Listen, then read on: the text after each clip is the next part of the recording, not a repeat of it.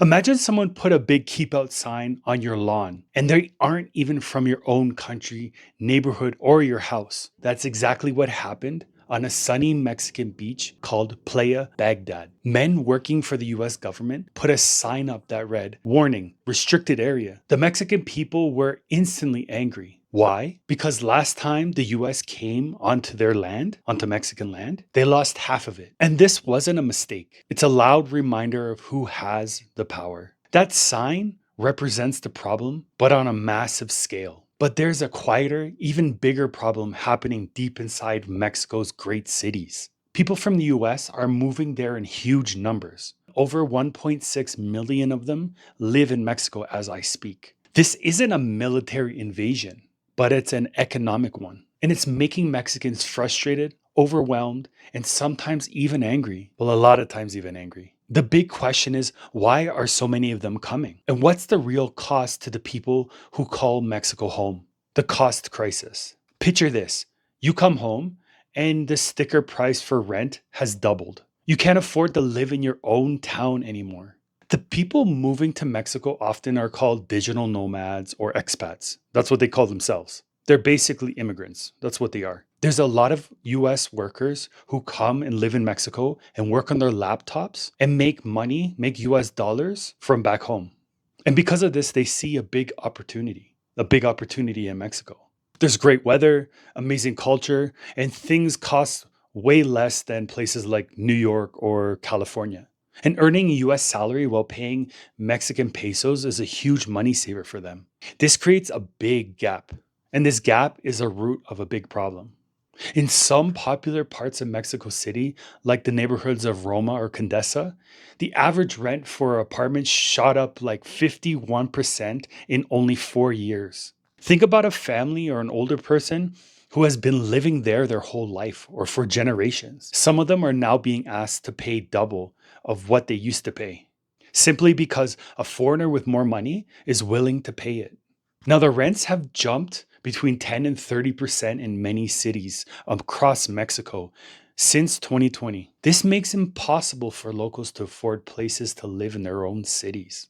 This huge jump in prices leads to a very sad and serious problem: displacement. A lot of landlords see the opportunity to rent to US citizens who pay higher rents, often in dollars too. And these homes don't get cheaper.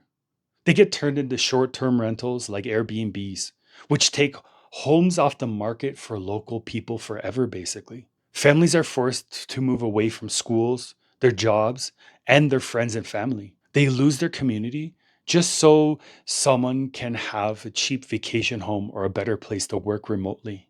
Imagine waking up and finding out that the real estate company built a concrete wall just to make sure you can never ever come back. Well, this is Susana's story.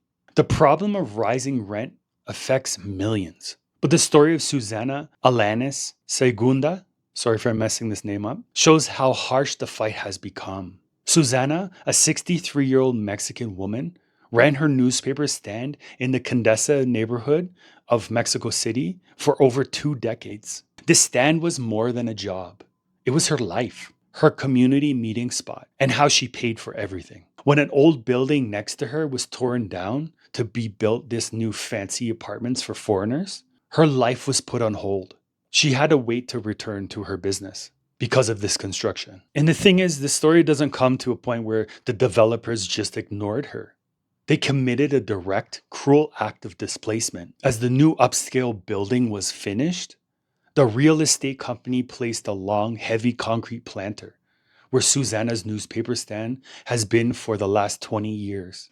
This was to physically block her from returning to her space and keep that area clean and upscale for the new wealthy residents. The planter, a symbol of a garden for the rich, became a symbol of the physical removal of a poor Mexican woman. This act showed that the authority and power of the new money over the local history. Susana's loss isn't just her loss, it's the entire city's loss. She said that just in 3 years, 4 local businesses on her block have closed: a butcher shop, a grocery store, a small restaurant, and an old bakery. All were replaced by businesses that catered to the new tenants, like an upscale pizzeria and a pet boutique. The problem is that the city is losing its soul, its unique flavor, and its social fabric. The people who make the neighborhood work, the small business owners, the vendors, the repairmen, are all the first people to go. The neighborhood is becoming pretty, but pretty dead also. Just a collection of expensive buildings without heart of a community. The opportunity of Susana returning to the area, to the place where her business was taken from her. The financial and emotional toll for people like her are immense. They're huge. For many Mexicans, the struggle isn't about rent, it's about the anxiety and dignity. It's the desperation of being unable to afford the future in a place you were born.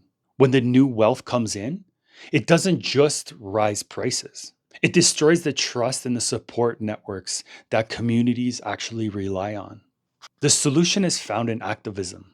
Susanna's story and others like it are being used by protesters to demand a stop to uncontrolled development. They're demanding that the government protects the right to the city for every Mexican resident and citizen. This includes laws that stop landlords from raising rents too high and rules that save historic local businesses. The fight isn't over a simple newspaper stand. Mexico must choose between being a playground for the rich or a home for its people.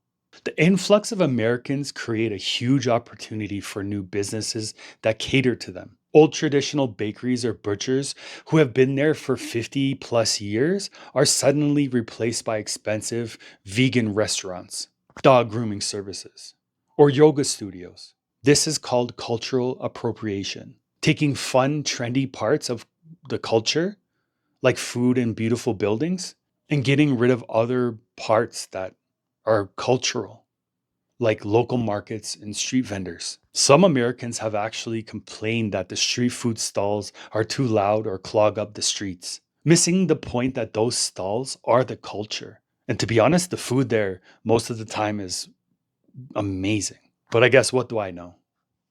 When Mexicans talk about gringos, they're usually talking about the wealthy Americans who moved in.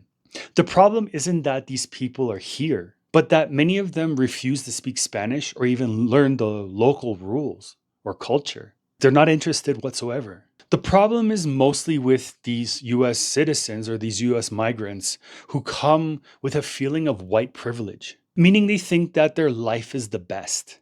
They believe that they shouldn't have to change because of their money. This sense of entitlement is what fuels the anger more than anything else. And I don't blame Mexican people for being angry. We've heard directly from Mexican locals who feel like they're becoming foreigners in their own communities. The ultimate sign of disrespect is when Mexicans feel that they're only seen as service workers. I'm going to quote one famous Mexican writer. I don't know how to say her name, and I'll just butcher it. So we're just going to continue from here. This writer said that in some trendy cafes, locals, like local Mexicans, they noticed that the only people speaking Spanish were the waiters. This shows a clear divide. The Mexicans are there to serve, and the Americans are there to consume. Mexicans are saying that they have to treat them like special guests because they come with money. But then Mexicans also say that they feel like they're betraying their own culture because of it. This is the problem, actually. Losing cultural pride for the sake of money. The why behind this crisis is simple. The US dollar is too powerful compared to the Mexican peso. When Americans pay rent, their dollar earnings translate into a huge amount of pesos. To the landlord, the US customer is much more valuable. This creates a two-tier system. One market for the wealthy foreigner, and another shrinking and too expensive for the local people. This difference in money means that every single time an American moves in, the cost of living for everyone else goes way up. When people feel that their culture and their voices are being ignored, they take the next step, protest. This is why we're seeing Gringo Go Home written on walls or buildings. In one major protest just recently, angry crowds even smashed the windows of businesses they saw as a symbol of this foreign takeover. While some people, including the Mexican president, say xenophobia, the hate of foreigners, the activists say that it's resistance. They're just fighting for the right to live and speak in their own country. The only solution to this clash, this cultural clash, is respect. Many people on both sides agree that if you're going to live in Mexico, you must learn the language and understand the history. And you must recognize you are the problem, that your presence changes things dramatically for Mexicans. If you're earning dollars, you must use your opportunity to support local businesses and traditional ones too, not just the new expensive ones. Without effort from the newcomers to adapt, the division will only get wider and the protest will only get angrier.